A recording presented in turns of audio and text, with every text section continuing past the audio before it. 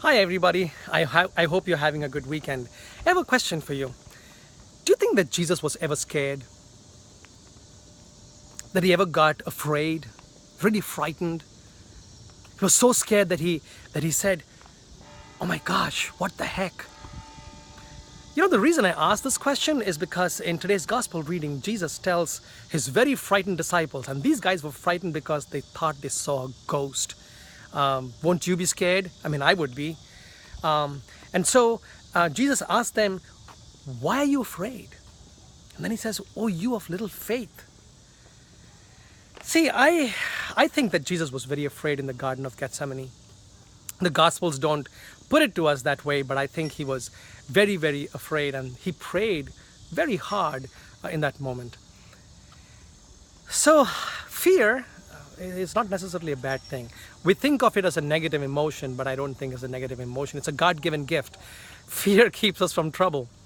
Fear keeps us from getting into trouble. Fear is important for self-preservation.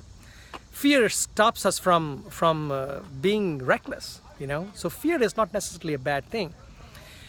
But how do you deal with fear? And that's the point. And I think when Jesus asked his disciples, "Oh, you of little faith," I think he's trying to not belittle them, but he's really trying to tell them that the only way to deal with fear, or the only way out when you're crippled with fear, is faith.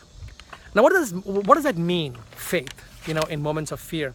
So here's how I explain it. See, we have life, right? Our life, the people we have, our jobs, our finances, our security, our health, these are all important things to us. When we lose or are at the risk of losing any of those, we're afraid.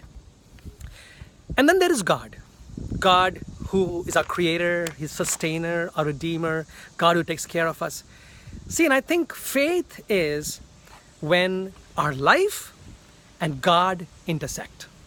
The precise point where life and God intersect, that's faith. So talking about fear, when we're afraid, and then Jesus says to us, you know, "Oh, you of little faith," I don't think he's belittling us. I think what he's trying to say to us is, let God into that moment of fear. So when God and our fear intersect, that is what Jesus means by faith. In other words, don't face your fears alone. Face it with God.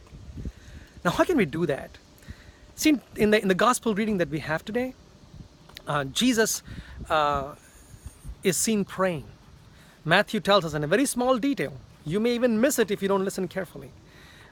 He says that Jesus went up the mountain by himself to pray. See, I think Jesus did something marvelous. He constantly brought his life to prayer, and he brought his prayer to life. That intersection, that's the precise place where faith happens. So in the Garden of Gethsemane, life was confronting him through the death that was going to come.